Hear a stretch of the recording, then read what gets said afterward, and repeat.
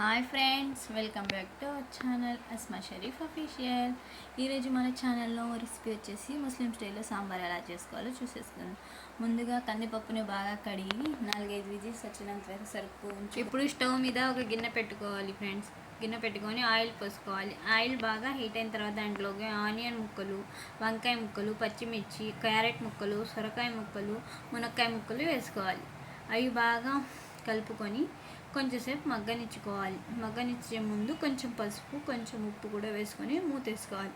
మూత పెట్టుకున్న తర్వాత ఒక 10 to 5 minutes ఉంచుకోవాలి. అవి బాగా మగ్గిన తర్వాత దాంట్లోకి అల్లం వెల్లుల్లి పేస్ట్, టమాటాని యాడ్ చేసుకోవాలి. అవి కూడా కొంచెం మగ్గనిచ్చుకోవాలి. అవి మగ్గిన తర్వాత దాంట్లోకి కరివేపాకు కూడా యాడ్ చేసుకోవాలి. కరివేపాకు యాడ్ చేసుకున్న తర్వాత కొంచెం దూరగా వేయించుకొని తర్వాత దాంట్లోకి కారం యాడ్ చేసుకోవాలి. కారాన్ని బాగా కలుపుకోవాలి. కలుపుకున్న తర్వాత దాంట్లోకి కొంచెం వాటర్ వదులుకోవాలి.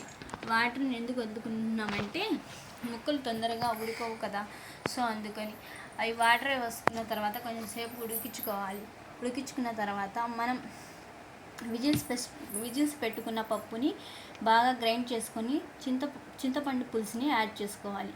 అవి బాగా కలుపుకొని ఆ ముక్కల్లోకి సాంబార్ని యాడ్ చేసుకోవాలి. అవి బాగా కలుపుకున్న తర్వాత దాంట్లోకి సాంబార్ పొడిని యాడ్ చేసుకోవాలి. సాంబార్ పొడి ఇంట్లోనే తయారు చేసుకుంటాం ఫ్రెండ్స్ మేము. మీకు కూడా నెక్స్ట్ వీడియోలో సాంబార్ పొడి ఎలా తయారు చేసుకోవాలో చూపిస్తాను. సాంబార్ పొడి బాగా కలుపుకొని పొంగు వచ్చినంతసేపు ఉడికించుకోవాలి. బాగా ఉడికించుకున్న తర్వాత దాంట్లో కొంచెం ఉప్పు సరిపోతే పర్లేదు, సరిపోకపోతే కొంచెం యాడ్ చేసుకోవాలి. చిక్కగా ఉంటే కొంచెం పలచగా చేసుకోవడానికి వాటర్ కూడా కలుపుకోవచ్చు. బాగా పొంగు వచ్చినంతసేపు ఉడికించుకున్న తర్వాత తాలింపు పెట్టుకోవాలి. ఇప్పుడు తాలింపు ఎలా పెట్టుకోవాలో చూసేసుకుందాం. ముందుగా స్టవ్ మీద ఒక బాండి పెట్టి ఆయిల్ పోసుకొని ఆయిల్ బాగా హీట్ అయిన తర్వాత ఆనియన్ ముక్కలు, రెడ్ చిల్లీస్ వేసుకొని కొంచెం దూరగా వేయించుకోవాలి. అవి వేగిన తర్వాత దాంట్లోకి ఆవాలు వేసుకోవాలి.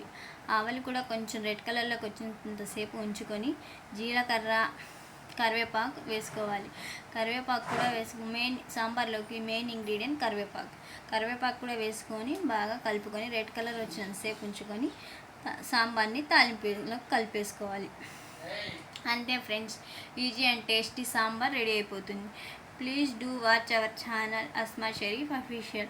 ఫ్రెండ్స్, ఇంకా ఎవరైనా మన ఛానల్ని ఇంకా సబ్స్క్రైబ్ చేసుకోకుండా చూస్తున్నట్లయితే తొందరగా సబ్స్క్రైబ్ చేసుకోండి, లైక్ చేయండి, షేర్ చేయండి, కామెంట్ కూడా చేయండి.